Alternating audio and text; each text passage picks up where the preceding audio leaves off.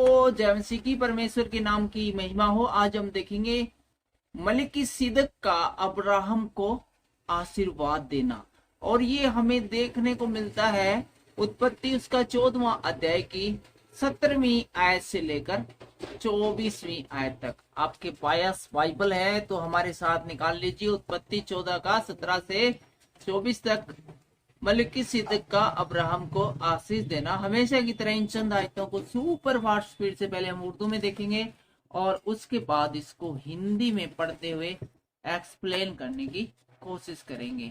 लेकिन सबसे पहले उर्दू में देखते हैं इसको, और उर्दू में इसका शीर्षक रहेगा मलिकिसिदक का अब्राहम को बरकत देना। आशीर्वाद मतलब बरकत। और जब वो किदरला उमर और उसके साथ के बादशाहों को मार कर फिरा तो सदूम का बादशाह उसके इस्तकबाल को सभी की वादी तक, जो कि बादशाह वादी है, आया। और मलिकिसिदक सलीम का बादशाह रोटी और मैं लाया, और वो खुदा ताला का काहिन था। और उसने उसको बरकत देकर कहा, खुदा ताला की तरफ से जो आसमान और जमीन का मालिक है, अब्राहम मुबारक हो।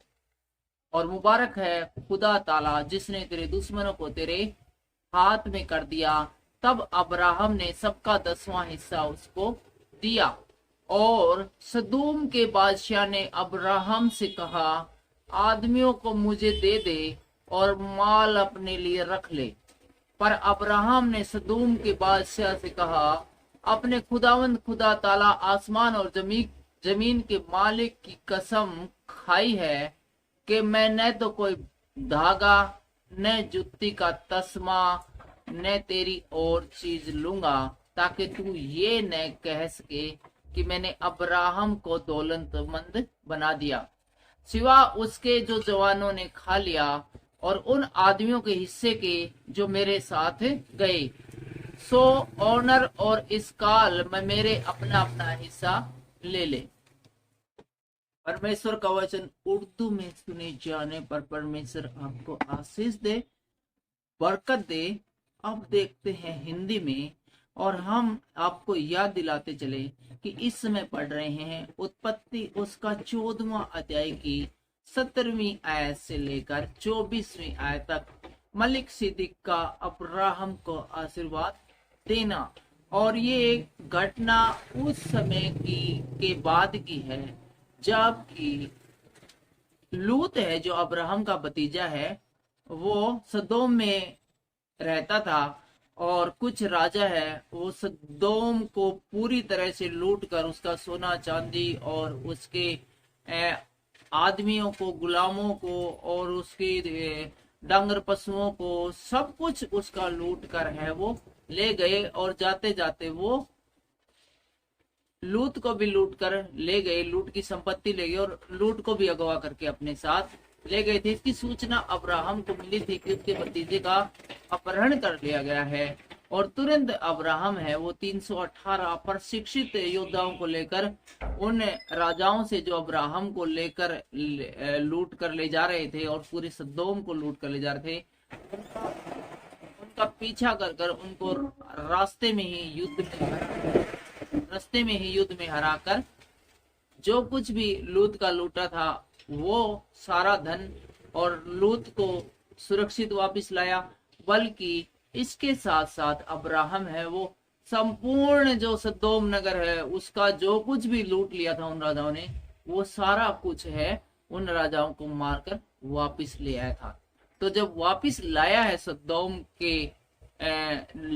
सदोम सिटी की तरफ लेकर आ रहा है, तो उसका स्वागत करने के लिए वहां का राजा है वो किस प्रकार से उसका वेलकम करता है और क्या सवाल जवाब होते हैं, ये हम अभी 17वीं आयत से लेकर 24वीं आयत तक देखेंगे। आप कुछ बातें हैं वो उर्दू में सुनकर समझ ही गए होंगे कि हम किस विषय में बातचीत करना चाहते हैं। 17वीं आयत कहती है, जब वह कदोर्लाओमेर और उसके साथी राजाओं को जीत कर लौट आया, तब सदोम का राजा सावे नामक तराई में, जो राजा की तराई भी कहलाती है, उससे भेंट करने के लिए आया।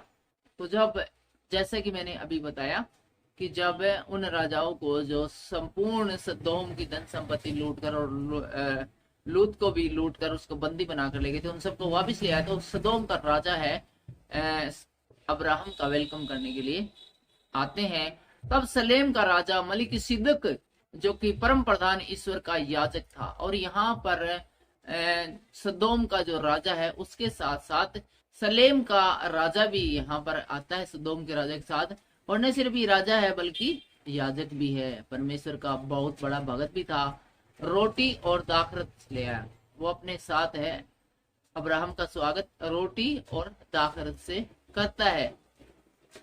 अब्राहम है वो एक बहुत बड़ी विजय हासिल करके आया था। 5-6 राजाओं जो कि एक साथ थे और जो कि विजयी थे, और 10-12 सालों से जो कि लड़ाई लड़ रहे थे। ऐसे लोग जो कि बड़े खतरनाक थे, उनसे सिर्फ 318 लोगों के द्वारा एक बहुत बड़ी जीत हासिल करके लाया था।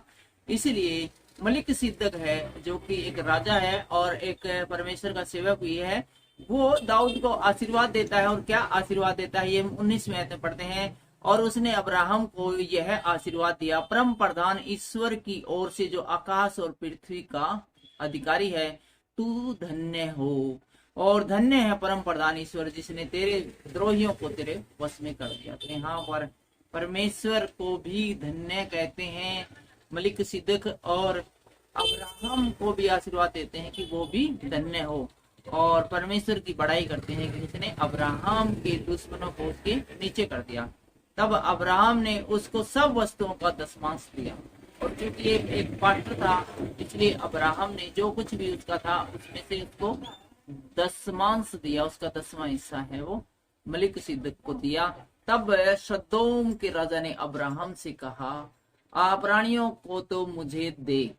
और जो सदोम का राजा है वो अब्राहम से आगे काम की बात करते हुए कहता है कि जितने प्राणी हैं जिनको तू लौटा ले आया है, जो यहाँ से बंदी बनाकर वो राजा ले गए थे, दुश्मन ले गए थे, वे सब मुझे लौटा दे और धन को अपने पास रख ले।